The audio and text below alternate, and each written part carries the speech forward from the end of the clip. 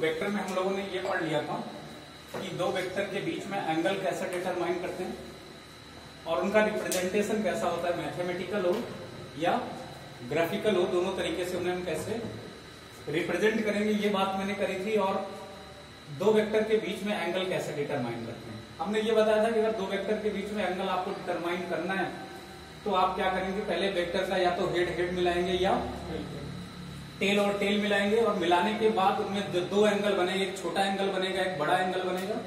छोटा एंगल दो वेक्टर के बीच का एंगल होगा, ठीक है। अगर वो नहीं मिले हैं तो आप ऐसा करेंगे।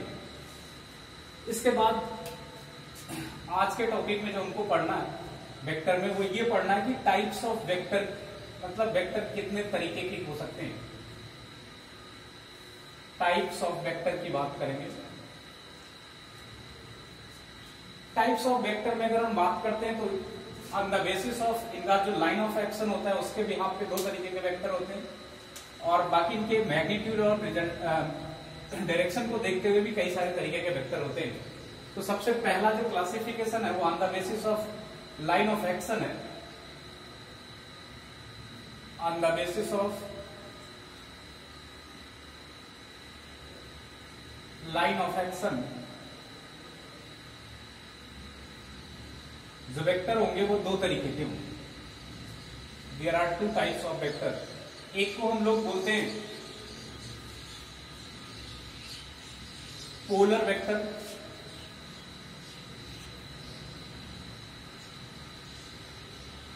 और दूसरे को बोलते हैं एक्सियल वेक्टर।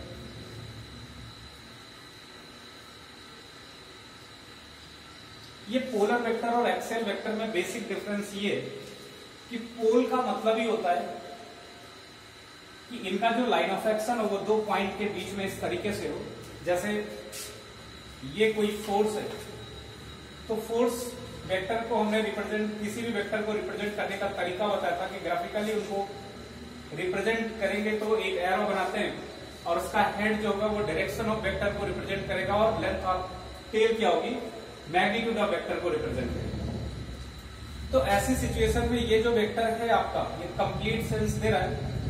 अब इसका जो लाइन ऑफ एक्शन है वो पता पड़ रहा है कि ये पोलर के, मतलब एक पोल के अलोंग है। इस तरीके से हम क्या कर रहे हैं, इस पे फोर्स अप्लाई कर रहे हैं। तो जिसका लाइन ऑफ एक्शन एक लाइन के अलोंग होता है उसे हम पोलर वेक्टर कहते हैं, ठीक है। जैसे फोर्स हो गया, वेलोसिटी हो गई,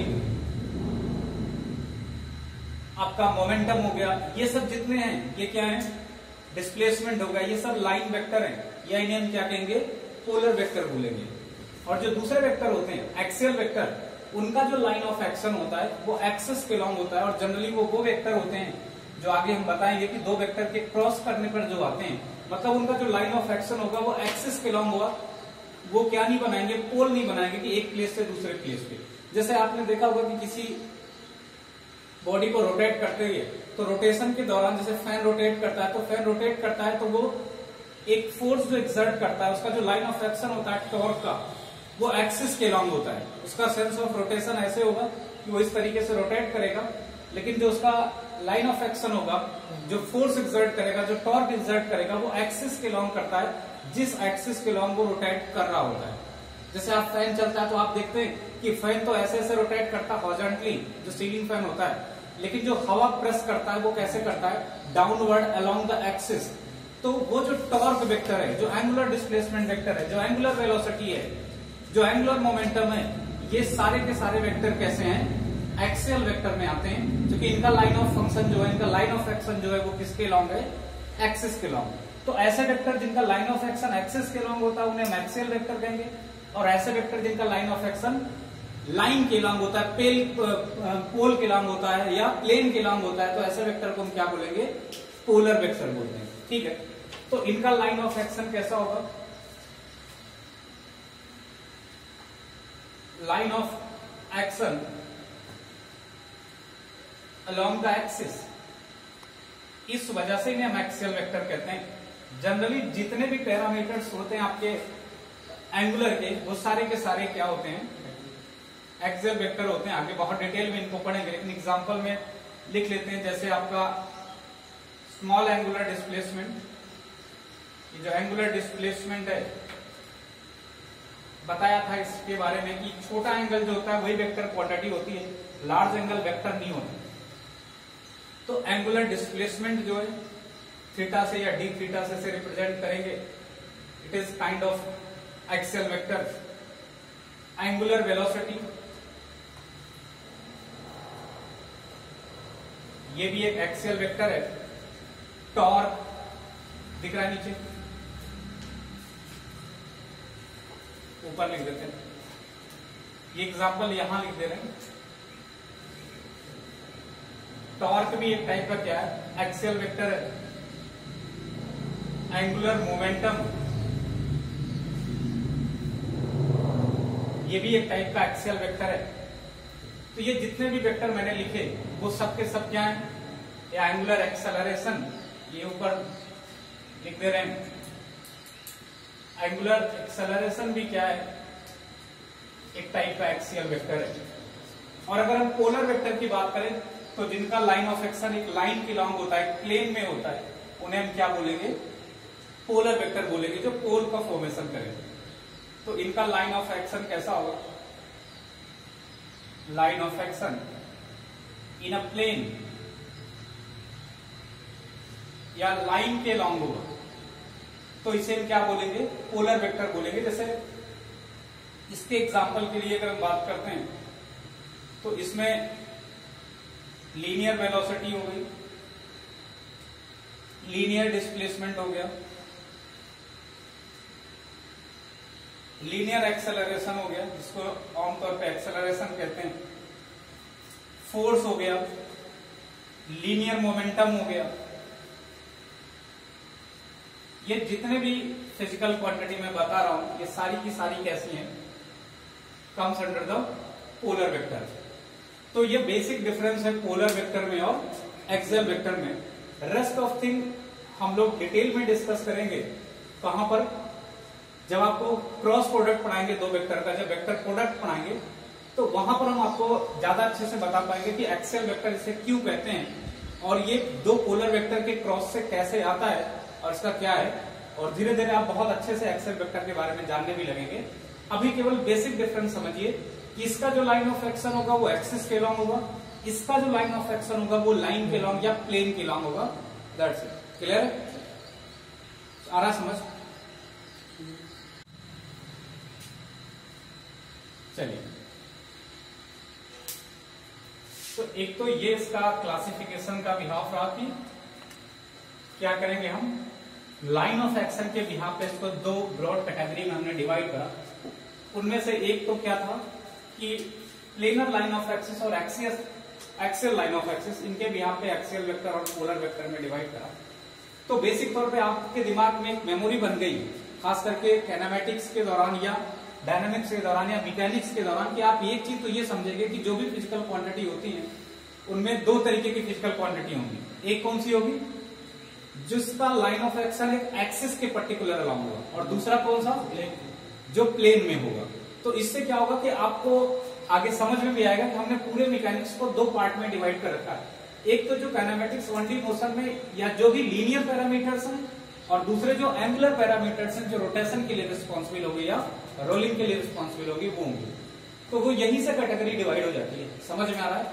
आगे जब हम बताएंगे आपको कि ये इसका क्रॉस प्रोडक्ट है, जो टॉर्क होता है ये डिस्प्लेसमेंट और फोर्स के क्रॉस प्रोडक्ट से आ रहा है, और एक एक्सियल वेक्टर है तो ये रोटेशन के लिए रिस्पॉन्सिबल होता है। तो आपको थोड़ा थोड़ा ये वाली जो बात है वो ज्यादा बेहतर वहां पर समझ में आएगी। चलिए, दूसरा जो क्लासिफिकेशन का बिहाफ है वो इनके मैग्नीट्यूड और डायरेक्शन के बिहाफ पे है, on the basis of magnitude and direction.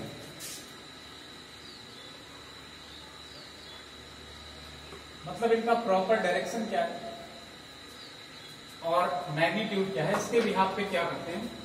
कई सारे तरीके से वेक्टर को डिवाइड करते हैं। उनमें से जो पहला तरीका होता है वो ये होता है कि दो इक्वल वेक्टर क्या होते हैं। ये बहुत जरूरी है कि आप ये तो समझ पाएं कि दो वेक्टर इक्वल कब होते होंगे। ठीक है। दूसरी कैटेगरी ये कि दो वेक्टर ऑपोजिट कब होते हैं। ठीक है। तीसरी बात ये है कि दो पैरेलल वेक्टर कब होते हैं। ये कुछ बातें जो आपको जानना जरूरी है। एंटी पैरेलल कब होते हैं। इसके बाद मैग्नीट्यूड के ही बिहाफ पे एक टाइप का वेक्टर होता है जिसे हम यूनिट वेक्टर कहते हैं, और इसी के बिहाफ पे एक लास्ट कैटेगरी है जिसे हम नल वेक्टर कहते हैं। तो ये कुछ टाइप हैं जिनसे आपका कॉन्सेप्ट वेक्टर के लिए काफी अलग हो जाएगा कि आप समझते चलेंगे कि दो वेक्टर को हम इक्वल कब मानेंगे। ऐसा नहीं है कि केवल मैग्नीट्यूड होने पे वो इक्वल हो जाएंगे या केवल डायरेक्शन इक्वल हो जाए तो इक्वल हो जाएंगे। उनके लिए इक्वलिटी के लिए जो कुछ कंडीशन है वो हमको मालूम होना चाहिए कि दो वेक्टर कब इक्वल हैं। दो वेक्टर अपोजिट कब होते हैं ये भी हमको पता होना चाहिए, किन्हें हम अपोजिट वेक्टर कहेंगे। What is the parallel vector, anti parallel, unit and null vector. ये सारी चीजें हम तब जानेंगे जब इनके मैग्नीट्यूड के बारे में बेहतर जानते होंगे कि डायरेक्शन इनकी क्या होती है इसके बारे में। तो एक एक करके पहले हम स्टार्ट करते हैं। सबसे पहले इक्वल वेक्टर की बात करते हैं। तो दो वेक्टर इक्वल वेक्टर तब होंगे, इसके लिए कंडीशन है कि उनकी दोनों चीजें इक्वल होनी चाहिए। अगर दोनों में से कोई भी एक चीज इक्वल नहीं है, दोनों नहीं है तब तो वैसे भी वो नॉन इक्वल वेक्टर है। अगर उनमें से कोई एक चीज भी इक्वल नहीं है तब भी वो नॉन इक्वल वेक्टर है। मतलब दो वेक्टर इक्वल तभी होंगे जब उनका मैग्नीट्यूड और उनकी डायरेक्शन दोनों क्या होगी, इक्वल होगी। मतलब डायरेक्शन सेम हो और सेम इन द सेंस उनके बीच का एंगल क्या है, 0 है, और जो मैग्नीट्यूड होना चाहिए वो भी क्या होना चाहिए, इक्वल होना चाहिए। तो ऐसे वेक्टर वो वेक्टर होते हैं इट हैव इक्वल मैग्नीट्यूड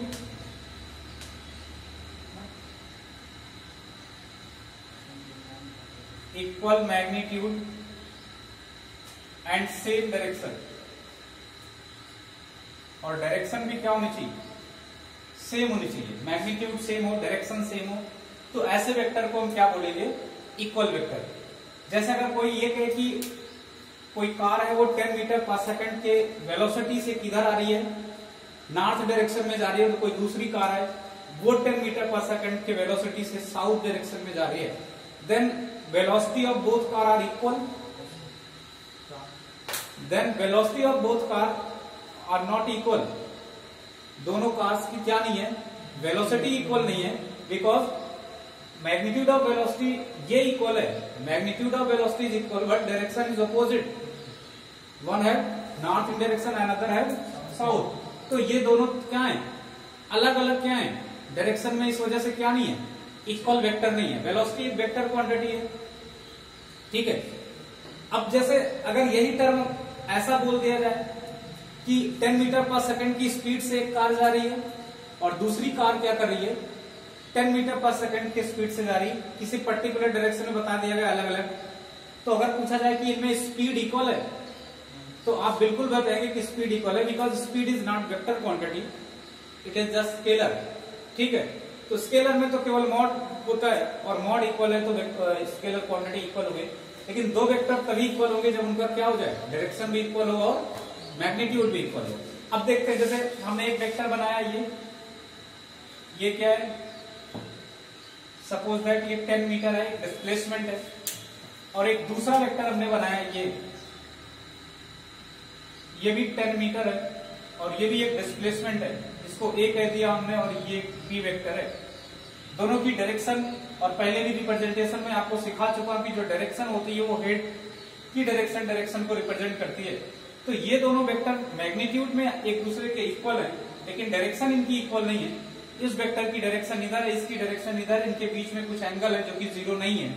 और अगर ऐसा नहीं है कि एंगल इनके बीच का 0 नहीं है तो ऐसे वेक्टर को हम इक्वल वेक्टर नहीं बोल सकते। तो मतलब vector A not equal to vector B, ठीक है, नीचे दिख रहा है।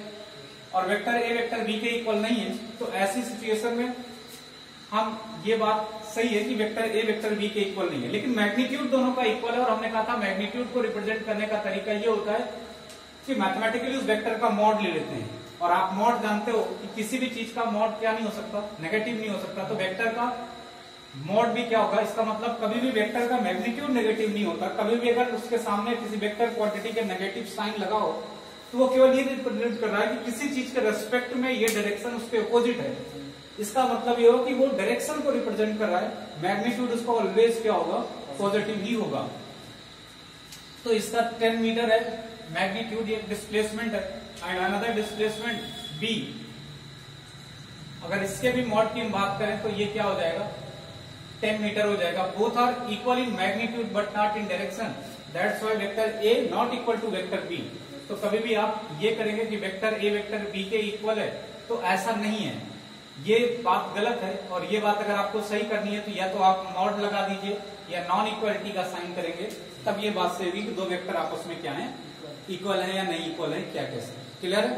तो ये बात कुछ समझ में आपको आ रही होगी कि दो वेक्टर या तो सेम डायरेक्शन में हो, ठीक है ना, equal magnitude and same direction,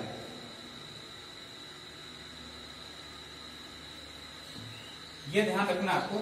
तो या तो उनका सेम डायरेक्शन और ऐसा भी नहीं कि डायरेक्शन सेम होंगे। जैसे आप देखें सेकेंड केस में अगर हमने एक ये करा, ये 5 न्यूटन का एक फोर्स लग रहा है and another force applied in the same direction with 7 newton and 7 newton is different magnitude as comparison to the 5 newton, that's why both forces are not equal because its direction is equal but sorry its magnitude is equal but direction not equal. तो ये दोनों force क्या नहीं है, इनकी direction same जरूर है। तो अगर हम इसको F1 कह देते हैं, ये F1 है 5 न्यूटन और इसकी डायरेक्शन ऊपर दिख रही है, और F2 फोर्स जो है इट इज 7 न्यूटन। तो ये दोनों क्या नहीं है, आपस में इक्वल नहीं है। तो आप ऐसा नहीं लिख सकते हो कि F1 is equal to F2, ये बात क्या है, गलत है। और ये भी बात बिल्कुल गलत है कि F1 का जो मॉड होगा वो इक्वल होगा F2 के मॉड के। यहां पर मॉड भी आपस में क्या नहीं है, इक्वल नहीं है। तो फिर इक्वल क्या है, सिर्फ और केवल सिर्फ डायरेक्शन सिमिलर है। अगर आपसे पूछा जाए कि what is the angle between F1 and F2 vector, अगर इनके बीच का आपसे पूछा जाए कि थीटा क्या होगा angle, then it will be 0, theta will be 0 mean both force have the same direction. Clear है? ये दिख रहा है नीचे, नोट कर लीजिए इसे। तो हमने सिमिलर वेक्टर मतलब इक्वल वेक्टर बता दिया था आपको क्या होते हैं। इसके लिए मैग्नीट्यूड इक्वल होना चाहिए, डायरेक्शन इक्वल होना चाहिए, तब हम दो वेक्टर को क्या बोलेंगे, इक्वल वेक्टर बोलेंगे। दूसरी बात होती है कि दो वेक्टर ऑपोजिट वेक्टर कब होते हैं। जो ऑपोजिट वेक्टर होते हैं इसके लिए जो कंडीशन है वो ये है कि डायरेक्शन ऑपोजिट होनी चाहिए, तब दो वेक्टर क्या है, ऑपोजिट हो जाएंगे। मैग्नीट्यूड का विशेष कोई रोल नहीं है कि आप कितने मैग्नीट्यूड से अपोज कर रहे हैं। दो वेक्टर अपोजिट तभी होंगे जब उनकी डायरेक्शन क्या हो जाए, अपोजिट हो जाए। समझ रहे हो बात को? हमने कहा दो वेक्टर अपोजिट कब होंगे, जब उनकी डायरेक्शन अपोजिट हो जाए तो उन्हें हम अपोजिट वेक्टर बोल देंगे। क्लियर है? अब अगर जैसे आपने देखा होगा कि बहुत सारी चीजों में कहते नहीं कि हम आपका विरोध करेंगे, आपका अपोज करेंगे, तो आपके अपोज करने का ये मतलब नहीं होता कि आपको हरा देंगे। उसका मैग्नीट्यूड क्या है ये मैटर नहीं करता, वो आप जीते या हारे, लेकिन उन्होंने आपका विरोध किया। तो विरोध करने का मतलब सिर्फ ये है कि आप जिस प्रॉपर चीज को कर रहे थे, आप जिस डायरेक्शन में जा रहे थे, वो उसके अपोजिट डायरेक्शन में काम कर रहे थे। क्लियर है ना? तो अपोज करने का सिर्फ और केवल सिर्फ कितना मतलब है। तो ऐसे वेक्टर जिनकी डायरेक्शन आपस में क्या हो, अपोजिट हो, उन्हें क्या बोलेंगे, अपोजिट वेक्टर बोलेंगे। जैसे ये कोई वेक्टर ए है, अब इसका कुछ भी मैग्नीट्यूड हो सकता है, इक्वल भी हो सकता है, कोई जरूरी नहीं है। और ये वेक्टर बी है, ये एक दूसरे के क्या है, ये एक दूसरे के अपोजिट वेक्टर है, क्योंकि इनकी डायरेक्शन कैसी है, अपोजिट है। समझ में आ रहा ना? इतने से आपको समझ आए, बहुत ज्यादा कुछ में लिखना नहीं है ना, बहुत ज्यादा ऐसा कुछ पूछा जाता है तो ऐसा। तो ये आपको दूसरी बात जाननी चाहिए। तीसरी बात जो होता है, जो पैरेलल वेक्टर होते हैं, तो पैरेलल वेक्टर का मतलब होता है कि ऐसे वेक्टर जिनकी डायरेक्शन क्या हो, बिल्कुल सिमिलर हो, उन्हें क्या बोलते हैं हम, पैरेलल कहेंगे। जैसे ये वेक्टर ए है और ये दूसरा वेक्टर क्या है, बी है, और कोशिश ये हो कि इनका मैग्नीट्यूड भी इक्वल हो, तब इन्हें क्या बोलेंगे हम, पैरेलल वेक्टर बोलेंगे। ठीक है ना? और मैग्नीट्यूड इक्वल हो गया तब तो ये बिल्कुल इक्वल वेक्टर हो गए।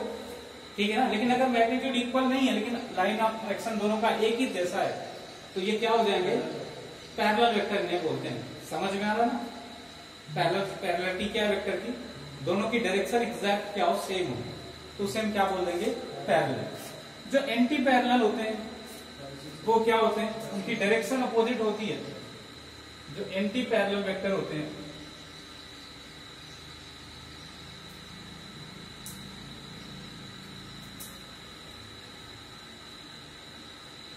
तो उनकी डायरेक्शन क्या होती है, जैसे ये डायरेक्शन है और दूसरा जस्ट इक्वल मैग्नीट्यूड में अपोजिट डायरेक्शन में होगा ये, तो इन दोनों वेक्टर को हम क्या बोल देंगे, एंटी पैरेलल। किनका मैग्नीट्यूड भी या उनकी जो एंटी पैरेललिटी का मतलब है कि दोनों प्रॉपर मैग्नीट्यूड के साथ क्या करें, अपोज करें, तो ना, तो उसे क्या बोल देंगे हम, एंटी पैरेलल वेक्टर बोल देंगे। तो ये तो कुछ बेसिक बात है, हम जानते रहे ओरिएंटेशन से कौन सा वेक्टर कैसा है। कभी कभी अलग अलग टर्मिनोलॉजी यूज कर दी जाती है तो आप उनसे परिचित रहे, इस वजह से बोला जा रहा है। अब इसके बाद जो दो वेक्टर बचे वो बहुत इंपॉर्टेंट है, मतलब मैं जितना कह सकूं उतना कम है उनकी इंपॉर्टेंस के लिए। खास करके यूनिट वेक्टर की अगर मैं बात करूं तो बेहद इंपॉर्टेंट है, ठीक है। अगर वेक्टर में आपको कुछ पढ़ना है तो सही बात तो यही है कि यूनिट वेक्टर ही पढ़ना है, इसके अलावा और कुछ नहीं पढ़ना, क्योंकि मैग्नीट्यूड जोड़ना घटाना तो आप पहले से भी जानते थे। क्लियर है।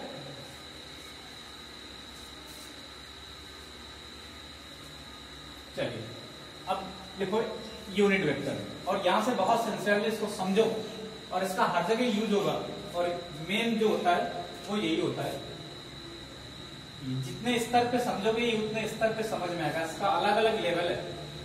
यूनिट वेक्टर क्या होता है, यूनिट का मतलब तो इसके मैग्नीट्यूड से दिया गया है, ऐसा वेक्टर जिसका मैग्नीट्यूड यूनिट मतलब 1 हो, vector having unit in magnitude, या आप ये बोल सकते हो ऐसा वेक्टर जिसका मैग्नीट्यूड 1 हो, वेक्टर है यूनिट मैग्नीट्यूड, यूनिट का मतलब 1 से है, तो ऐसे वेक्टर को हम क्या बोलेंगे, ये यूनिट वेक्टर है। अब सबसे बड़ी बात यह कि वेक्टर के साथ डायरेक्शन का इंक्लूड होना तो आम बात है, कोई वेक्टर क्वांटिटी तो उसकी डायरेक्शन होगी, मैग्नीट्यूड होगा। जैसे हमने कहा कि ये कोई वेक्टर है ए, तो वेक्टर ए का मतलब ये हुआ कि इस वेक्टर के अंदर क्या क्या है, दो चीजें जो मैंने बताई, एक तो इसका मैग्नीट्यूड है, तो मैग्नीट्यूड को मॉड से लिखते हैं मैथमेटिकली रिप्रेजेंटेशन में, मैंने बताया था। प्लस में इसके अंदर और क्या है, इसका ओरिएंटेशन, इसकी डायरेक्शन क्या है, ये, तो ये वेक्टर हो गया, ये मैग्नीट्यूड वेक्टर का, और ये डायरेक्शन। अब कोई ऐसा वेक्टर जिसका हम मैग्नीट्यूड ही 1 कर दें, ऐसा कोई वेक्टर जिसका क्या कर दें, मैग्नीट्यूड को 1 कर दें, तो उस वेक्टर में बचेगा क्या, आप ध्यान से देखें। जैसे ये वेक्टर को हम यूनिट वेक्टर ले रहे हैं, ऐसा बोल रहे हैं कि ये A vector is a type of unit vector. Suppose that अगर इसको हम क्या करें, या बी वेक्टर कह देते, नहीं तो आप ऊपर से कंफ्यूज होंगे। जैसे ये बी वेक्टर है, अगर मैंने कहा कि ये एक यूनिट वेक्टर है, बी वेक्टर क्या है, यूनिट वेक्टर है, तो मेरा कहने का सेंस क्या है, यूनिट लीव मैग्नीट्यूड से गई है, तो इसका मतलब ये होगा इसका मैग्नीट्यूड क्या होगा, यूनिटी होगी, 1 होगी, तो बी का मॉड क्या हो जाएगा, ये तो 1 हो जाएगा। तो वेक्टर को अगर हम कंप्लीटली रिप्रेजेंट करेंगे तो वेक्टर बी क्या होता है, कोई भी वेक्टर क्या होता है, उसका मैग्नीट्यूड इंटू में उसकी डायरेक्शन। तो अगर हम मैग्नीट्यूड को क्या रख दें, 1 रख देंगे, तो वेक्टर में बचेगा क्या, क्या बचा भाई साहब, 1 को किसी भी चीज से मल्टीप्लाई करेंगे तो रिमेन द सेम 1। इसका मतलब वो वेक्टर क्या है, सिर्फ और केवल सिर्फ डायरेक्शन है। और हमको पढ़ना क्या है, अगर वेक्टर में हम सही से पढ़ना चाहें तो हम क्या पढ़ रहे हैं, वेक्टर ऐसी क्वांटिटी है जिसमें मैग्नीट्यूड होता है और डायरेक्शन होता है, और मैग्नीट्यूड को तो हम बहुत पहले से जोड़ना घटाना जानते हैं, और दो मैग्नीट्यूड को ऐड करना, सब्सट्रैक्ट करना, अलजेब्रिक सम करना, ये तो हम डिटेल में हमेशा करते रहते हैं। इसका मतलब इसमें नई चीज क्या जुड़ी है, इसमें नई चीज डायरेक्शन जुड़ी है, और डायरेक्शन है क्या एक्चुअल में, कोई भी यूनिट वेक्टर है। तो यूनिट वेक्टर का सबसे इंपॉर्टेंस ये है कि किसी की भी डायरेक्शन को लिखने के लिए इंपॉर्टेंट है कि हम क्या करते हैं, किसी भी चीज की डायरेक्शन को किससे रिप्रेजेंट करेंगे, यूनिट वेक्टर से। ऐसा वेक्टर जिसका मैग्नीट्यूड 1 हो तो वो सिर्फ और केवल सिर्फ क्या बचेगा, अरे डायरेक्शन बचाना केवल, और अगर वो केवल डायरेक्शन है तो हम क्या करेंगे, उसको किसी भी वेक्टर के मैग्नीट्यूड के साथ मल्टीप्लाई कर देंगे, तो वो क्या करेगा, मैग्नीट्यूड उस वेक्टर का और डायरेक्शन बता देगा। मेरी बात को समझ पा रहे हो नहीं समझ पा रहे हो। अगर हम आपसे कहें कि इस यूनिट वेक्टर को किसी पर्टिकुलर रिप्रेजेंटेशन से हम रिप्रेजेंट कर देते हैं, तो उससे ये फायदा होगा कि हम किसी भी वेक्टर की डायरेक्शन में किसी मैग्नीट्यूड के वेक्टर को लिख सकते हैं। ठीक है, जैसे अगर आपसे कहें कि बी की, जैसे बी है ये वेक्टर ए है और एक वेक्टर का मैग्नीट्यूड क्या है, ए का मॉड है, और सपोज दैट ए का मॉड ये डिस्प्लेसमेंट काइंड ऑफ वेक्टर है, तो mod of A suppose that हम 10 ले लिए, 10 मीटर। तो आपसे मैं कह रहा हूं कि 10 मीटर है और डायरेक्शन किसकी है, ए की डायरेक्शन में कोई चीज है 10 मीटर।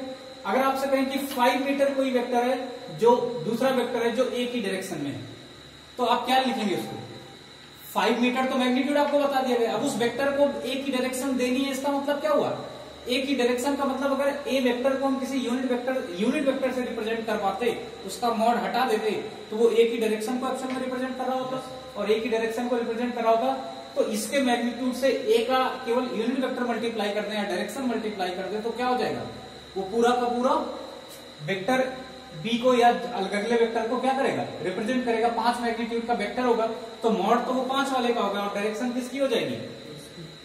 या आप ऐसे सिंपल भाषा में समझिए कि जैसे कोई कार है किसी वेलोसिटी से, कोई भी मैन है किसी velocity, particular velocity suppose that 5 metre पर सेकंड से नॉर्थ डायरेक्शन में जा रहा है। किधर जा रहा है, नॉर्थ डायरेक्शन में। हमने आपसे कहा कि कोई दूसरी कार है वो 10 मीटर पर सेकंड की वेलोसिटी से जा रही है, पहले वाली 5 जा रही थी, नॉर्थ साइड में जा रही थी, दूसरी क्या 10 मीटर पर सेकंड से जा रही है, और वो किस डायरेक्शन में जा रही है, वो पहले वाली की डायरेक्शन में जा रही है। तो आप उस वेक्टर को कैसे रिप्रेजेंट करेंगे, उस वेलोसिटी को, पहली v1 थी तो v2 को कैसे रिप्रेजेंट करेंगे, v2 इज इक्वल टू क्या होगा, magnitude of v2 in the sense 10 metre पर second, and direction of v1 लिखेंगे नहीं लिखेंगे, ऐसा भी लिख सकते हैं आप। ये लिख सकते हैं कि magnitude of v2 into direction of v1, वो वेक्टर रिप्रेजेंट हो गया। या दूसरा तरीका लिख सकते हैं कि 10 मीटर पर सेकंड नॉर्थ, तो नॉर्थ है क्या एक्चुअल में, नॉर्थ पहले वाले की डायरेक्शन तो है। अब नॉर्थ एक स्पेसिफिक डायरेक्शन हो गई जिसको आप अच्छे से जानते हो, आपकी एक म्यूचुअल अंडरस्टैंडिंग है, तब तो आपने बता दिया north south east west chart direction तो इनफाइनाइट होती है। अब किसी वेक्टर को हम पर्टिकुलर डायरेक्शन में जानते हैं, अब हमको अगर कहना हो कि वो एक ही दिशा में है, जैसे कोई कार है वो एक डायरेक्शन में जा रही है, तो एक के डायरेक्शन में जाने का मीनिंग क्या होगा। अगर हमने कहा कि एक कोई कार है वो ए है, उसका नाम क्या है, ए है, वो 10 मीटर पर सेकंड से एक डायरेक्शन में जा रही है, और कोई दूसरी कार है बी, वो क्या है 30 मीटर पर सेकंड से एक ही डायरेक्शन में जा रही है। तो इसका मतलब ये होगा कि एक ही डायरेक्शन में बी जा रही है, तो बी का अगर हमको प्रॉपर वेक्टर लेना होगा तो बी 30 तो ले लेंगे मैग्नीट्यूड, और डायरेक्शन में क्या लिखेंगे, एक ही डायरेक्शन, इतना बड़ा वर्ड लिखेंगे एक ही डायरेक्शन, या एक ही केवल डायरेक्शन ले, मैग्नीट्यूड ना ले। मैग्नीट्यूड ना लेने का मतलब यूनिटी, ना लेने का मतलब 0 कर देंगे तो वेक्टर 0 हो गया, दूसरा वेक्टर हो गया, जिसका मतलब उसका मैग्नीट्यूड 1 ले लें, तो उस 1 से किसी भी चीज में मल्टीप्लाई करेंगे तो वो उस चीज का हो जाएगा। इसका मतलब यह उसकी डायरेक्शन और इसका मैग्नीट्यूड को मल्टीप्लाई करेंगे तो क्या हो जाएगा, और डायरेक्शन का मतलब उसका यूनिट वेक्टर। तो यहां से यूनिट वेक्टर की एक बहुत मेजर इंपॉर्टेंस है। लेकिन अब ये होना चाहिए कि हम यूनिट वेक्टर को रिप्रेजेंट किसी चीज से कर दें तो ज्यादा अच्छा होगा कि ये यूनिट वेक्टर है, हमको दूर से पता पड़ जाए ये एक ऐसा वेक्टर है जिसका मैग्नीट्यूड 1 है। या कभी हमको किसी वेक्टर का केवल डायरेक्शन लेना हो तो हम उसका यूनिट वेक्टर का मतलब ऐसा रिप्रेजेंट कर दें कि वो यूनिट वेक्टर हो जाए।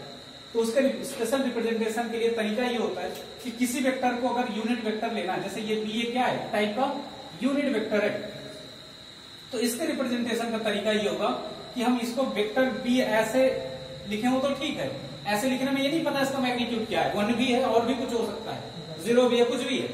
लेकिन जब किसी वेक्टर का मैग्नीट्यूड 1 होगा तो उसको रिप्रेजेंट करने का तरीका ये होता है कि रादर देन दिस एरो हम उसके ऊपर ऐसे कैप लगा देते हैं, टोपी पहना देते हैं उसको, तो यूनिट वेक्टर हो जाता है। ठीक है, जैसे अब यहां से ये पता पड़ रहा है कि बी क्या है, यूनिट वेक्टर है। अब जैसे हमको ए वेक्टर को सही से समझना है, सपोज दैट कि वेक्टर ए है, तो आपने लिखा कि वेक्टर ए का मतलब ये हुआ कि mod of A into direction, तो डायरेक्शन ही तो क्या है, यूनिट वेक्टर है। अगर हमने इसको यूनिटी रख दिया तो वेक्टर में क्या बचेंगे, डायरेक्शन ही बचेगी। अरे प्रॉपर डायरेक्शन ही तो है भाई साहब, बी क्या है, डायरेक्शन ही है, तो ये डायरेक्शन ही तो है ओवरऑल। अरे मैग्नीट्यूड को 1 से मल्टीप्लाई कर दिया तो क्या बचा, सिर्फ और केवल सिर्फ डायरेक्शन बचा।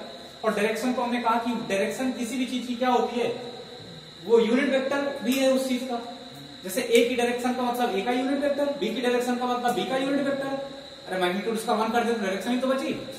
तो हम इसको ऐसा नहीं लिख सकते क्या कि जो एक वेक्टर है वो मॉड ऑफ वेक्टर ये होगा, इतना तो क्लियर है। और एक ही डायरेक्शन को उसके यूनिट वेक्टर से रिप्रेजेंट करते हैं, तो हम इसको ऐसा नहीं लिख सकते एक है, डायरेक्शन ही तो लिखी है भाई साहब। तो यहां से यूनिट वेक्टर की एक डेफिनेशन आ जाएगी कि यूनिट वेक्टर होता क्या है। तो यूनिट वेक्टर होता है, इसको इधर ले आओगे तो क्या हुआ, vector upon magnitude of vector. तो यूनिट वेक्टर की डेफिनेशन क्या होती है, it is the ratio of vector and mod of any vector. ठीक है, उसी वेक्टर का रेशियो होगा उसी के मॉड के साथ, उसे हम क्या बोल देंगे, यूनिट वेक्टर। अब जैसे आपको थोड़ा सा और समझना हो तो हमने कहा ये डायरेक्शन है, तो यहां से भी ये डायरेक्शन है, ये बात प्रूफ हो रही है। कैसे, ये ए वेक्टर है तो ए वेक्टर का मतलब क्या हुआ, ए का मॉड इनटू इसकी डायरेक्शन। अरे इसका तो यही मतलब हुआ ऊपर वाले का। और अगर नीचे की बात करें तो ये सिर्फ और केवल सिर्फ इसका मॉड है। तो आप देखेंगे तो मॉड और मॉड अगर कैंसिल होगा तो ओवरऑल ए कैप क्या आएगा, अरे डायरेक्शन ही तो आएगी, अरे मैग्नीट्यूड तो कैंसिल हो गया।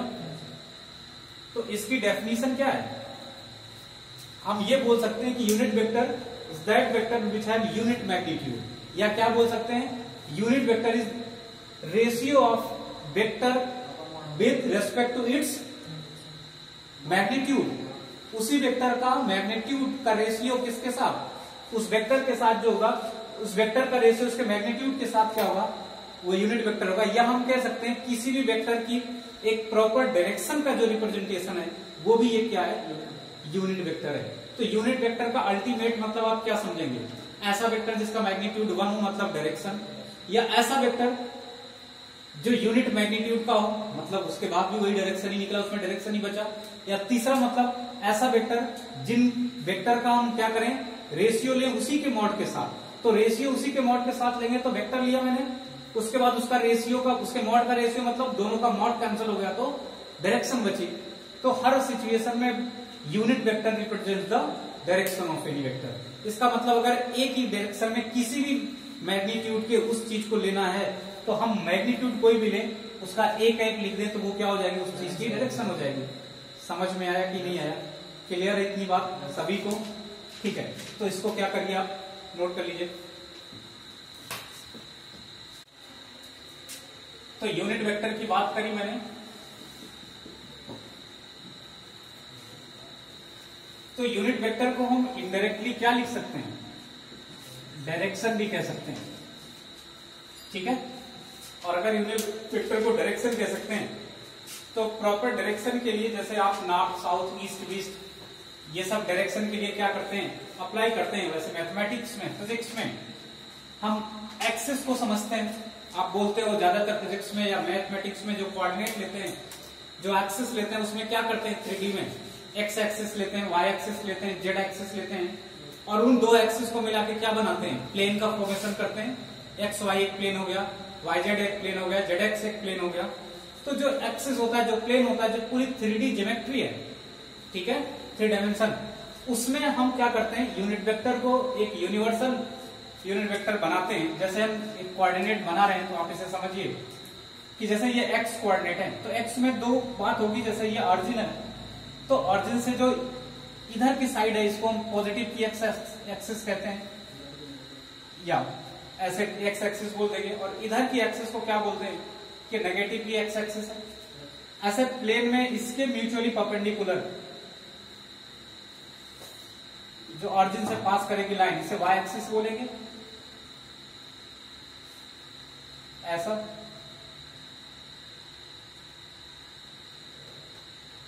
तो ये हो गया आपका वाई एक्सिस, और इसका opposite direction minus Y axis होगा।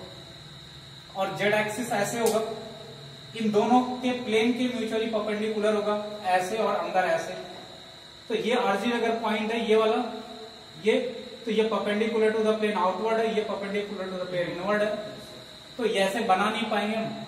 तो इसको बनाने का तरीका ये है कि हम ऐसे डॉटेड लाइन से बना दे रहे हैं और एक ऑरिजिन की तरफ एक को हम बोलेंगे कि ये प्लेन के इनवर्ड है और एक को बोलेंगे प्लेन के आउटवर्ड है।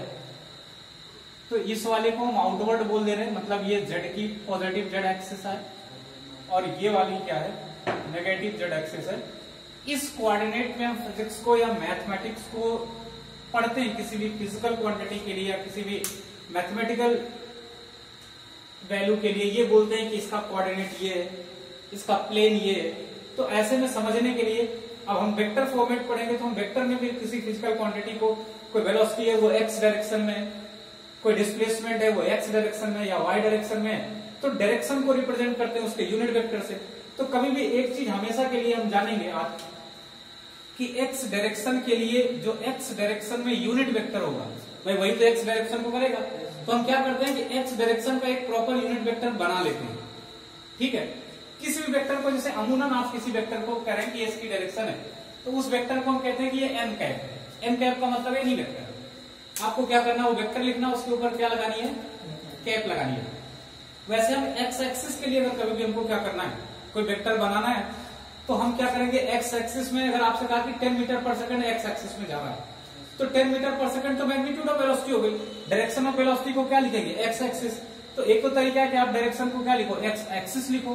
दूसरा तरीका क्या है कि उस डायरेक्शन में हम क्या कर लें, कोई यूनिट वेक्टर बना लें, और उस यूनिट वेक्टर का मतलब ऐसा वेक्टर जिसका मैग्नीट्यूड 1 हो और डायरेक्शन बताए। तो कभी भी जब एक्स एक्सिस में किसी भी वेक्टर को रिप्रेजेंट करते हैं, तो उसके लिए हम डायरेक्शन जो लेते हैं वो एक यूनिट वेक्टर लेते हैं और उसे आई लेटर से लिखते हैं। किससे, स्मॉल आई से। और जब स्मॉल आई से लिखेंगे तो यूनिट वेक्टर के रिप्रेजेंट करने का तरीका होता है कि उसके ऊपर आई कैप लिखेंगे ऐसे। तो स्मॉल आई कैप को किससे लिखेंगे, किससे रिप्रेजेंट करेंगे, पॉजिटिव एक्स एक्सिस को, और इसकी रेस्पेक्टिव नेगेटिव एक्स एक्सिस या इसका नेगेटिव या इसका ऑपोजिट डायरेक्शन हम क्या करेंगे, वेक्टर में मैंने बताया आपको कि कोई भी वेक्टर होगा अगर उसका सेम डायरेक्शन है और उसके जस्ट अपोजिट डायरेक्शन को हम क्या बोलते हैं कि नेगेटिव साइन से रिप्रेजेंट करेंगे। तो यहां भी वही करेंगे कि ये क्या हो जाएगा, माइनस आई कैप हो जाएगा। तो माइनस की वाई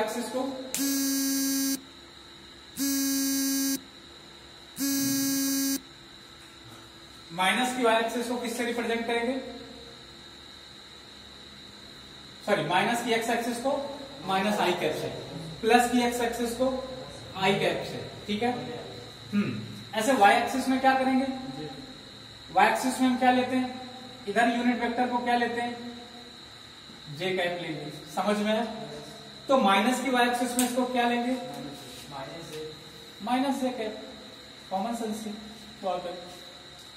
ऐसे जेड में क्या बोलते हैं, इसे आई जे के का फॉर्मेट होता है। ये के कैप, स्मॉल के कैप होगा, प्लस की जेड एक्सिस को माइनस की जेड एक्सिस को माइनस के कैप बोलेंगे। समझ में आ रहा है? तो कभी भी जैसे आपको ये बताना है कि किसी ने ये कहा कि कोई पार्टिकल 10 मीटर का डिस्प्लेसमेंट कवर करता है in the direction of x axis, या एक्स एक्सिस के अलॉन्ग कोई पार्टिकल चलता है 10 मीटर, तो आप उसको वेक्टर फॉर्मेट में लिखेंगे। तो उस पार्टिकल का डिस्प्लेसमेंट क्या होगा, displacement of particle it will be equals to 10 metre. तो यूनिट हो गई किस डायरेक्शन में, तो 10 तो मैग्नीट्यूड हो गया, और यूनिट मैग्नीट्यूड का कोई वेक्टर लगा दे, मतलब डायरेक्शन लगा दिया, वो एक्स एक्सिस में कह रहा है, तो हमने क्या लिख दिया, आई कैप। तो ये 10 आई कैप जो लिखा हुआ है मीटर में, ये क्या है, इसको देखते ही आप जान जाएंगे कि 10 मीटर किस एक्सिस में है, ये एक्स के अलॉन्ग है 10 मीटर, और मीटर जो बता रहा है वो डिस्प्लेसमेंट को बता दे रहा है। तो यूनिट डिस्प्लेसमेंट को रिप्रेजेंट करी, 10 उसके मैग्नीट्यूड को रिप्रेजेंट कर रहा है, आई कैप उसके डायरेक्शन को रिप्रेजेंट कर रहा है। क्लियर है कि नहीं क्लियर है? अरे यार बात समझ में नहीं आ रही है। ऐसे क्या कर सकते हैं हम, कहीं कोई पार्टिकल मूव कर रहा है वाई एक्सिस के along with the velocity of 5 metre per second. तो ये जो वेलोसिटी दी हुई है, इसका ये मतलब हो कि 5 मीटर पर सेकेंड तो इसका मैग्नीट्यूड है, और मीटर पर सेकेंड इसकी यूनिट है, मतलब ये वेलोसिटी है, और वाई डायरेक्शन में जा रहा है, वाई एक्सिस के अलॉन्ग जा रहा है। इसका मतलब हम इसको जिस यूनिट वेक्टर से लिखेंगे वो ये हो जाएगा। आप यहां से समझ भी पा रहे होंगे कि ये सर इसका मैग्नीट्यूड हो गया, ये इसकी डायरेक्शन को रिप्रेजेंट करा, इसका खुद का मैग्नीट्यूड 1 है, तो 5 1 जा 5 ही होगा। इसका मतलब ये क्या हो गया, प्रॉपर ये।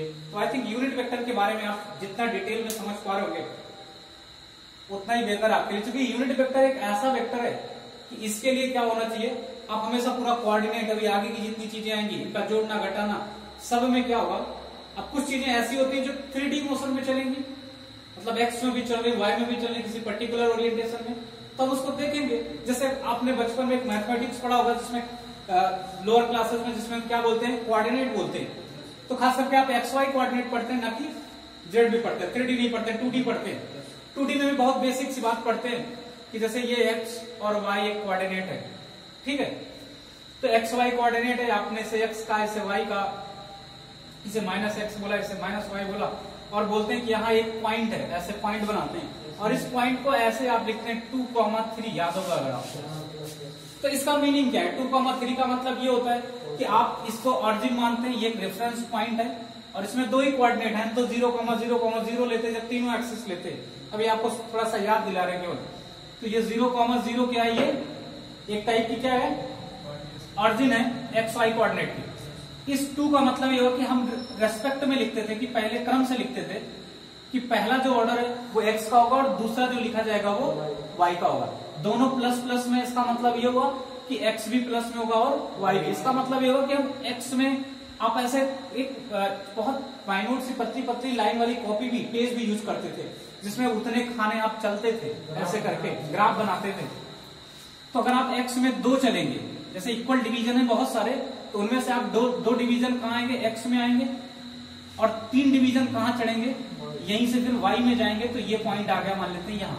तो आप ऐसा बनाते थे कि ये पॉइंट क्या है एक्चुअल में? ये पॉइंट वो क्या है? इस कोऑर्डिनेट को कैसे रिप्रेजेंट करा, ये बता रहा है कि ये पॉइंट तब आप अचीव करेंगे जब एक्स में 2 चलेंगे और वाई में 3 चलेंगे। तो एक्स में 2 चला, वाई में 3 चला, तो एक डायरेक्ट लाइन आ गई। इसको भी हम एक वेक्टर से रिप्रेजेंट करेंगे, वेक्टर पे बताएंगे भी कि वेक्टर क्या होता है। तो इसको हम क्या करेंगे? ऐसा भी तो बोल सकते हैं, 2 में आई कैप और 3 में जे कैप। तो 2i + 3j कैप जो होता है वो इस डायरेक्शन को रिप्रेजेंट करता है। तो कैसे हम कॉम्बिनेशन ऑफ डायरेक्शन रिप्रेजेंट करेंगे, जिसे हम कोऑर्डिनेट कहते हैं या पोजीशन वेक्टर कहते हैं। इस पोजीशन का जो पोजीशन वेक्टर होगा, किसी भी पोजीशन का जो पोजीशन वेक्टर होता है, हम ऑरिजिन से कोई लाइन मिला दें उस पोजीशन को, तो वो एक लाइन हो गई, वेक्टर हो गया। पहले तो पोजीशन थी, पोजीशन कोऑर्डिनेट का मतलब कि हम एक्स में इतना चले, वाई में इतना चले। लेकिन पोजीशन वेक्टर वो तब होगा जब उसको हम उसका पोजीशन कहां से लें? ऑरिजिन से, रेफरेंस पॉइंट से, तब वो एक वेक्टर होगा। उस वेक्टर को रिप्रेजेंट करने का तरीका हम बताएंगे, ठीक है? ठीक है, तो इसे नोट कर लीजिए आप। तो इस तरीके से ये क्या हो जाएगा? 2 चलेंगे इधर और 3 चलेंगे इधर, तो ये कोऑर्डिनेट आएगा। ऐसा भी हो सकता है कि हम क्या करें? -2 करें और (3) कर दें, और पॉइंट लगभग यहां आ जाए। कहां पर? यहां पर, इस 3। तो इसका ये मतलब हुआ कि x अब की बार हमने ये -2, 3 है, तो पहला तो x को रिप्रेजेंट करेगा, दूसरा y की डायरेक्शन को रिप्रेजेंट करेगा। तो x का मतलब यह कि x में -2, तो -2 साइन 2 तो मैग्नीट्यूड को बता रहा है, माइनस का मतलब हम इधर की तरफ आएंगे, और मान लेते हैं 2 यहां तक आए, और उसके बाद 3 प्लस में चलेंगे। प्लस का मतलब ऊपर, माइनस का मतलब नीचे। तो यहाँ आएंगे तो ये अचीव होगा। तो ये -2 जो होगा, और ये प्लस, ये बता रहा है कि किस ये पॉइंट कोऑर्डिनेट कहाँ है। क्लियर है ना? ये बात समझ में भी आ रही है? तो ये कुछ यूनिट वेक्टर के बारे में थोड़ी सी बेसिक इन्फॉर्मेशन है। आप धीरे धीरे इसके बारे में और डिटेल में समझेंगे, और इसके बाद हम लोग नल वेक्टर थोड़ा सा पढ़ेंगे नेक्स्ट टाइम पे, और फिर आपको पोजीशन वेक्टर बताएंगे, पूरा कोऑर्डिनेट जो 3D होता है, ठीक है? तो वेक्टर के साथ साथ थोड़ा सा टॉपिक जो मैथमेटिक्स का है 3D, उसको भी हम थोड़ा कवर करेंगे। बहुत ज्यादा तो नहीं है, लेकिन 11th में जो 3D, थोड़ा 3 डायमेंशन है मैथ का टॉपिक, उसको भी कवर करेंगे, ताकि आपको मोशन और मोशन इन प्लेन वगैरह सही से समझ में आ सके, ठीक है? तो नेक्स्ट स्टेप में बाकी डिस्कस करते हैं। नोट कर लो।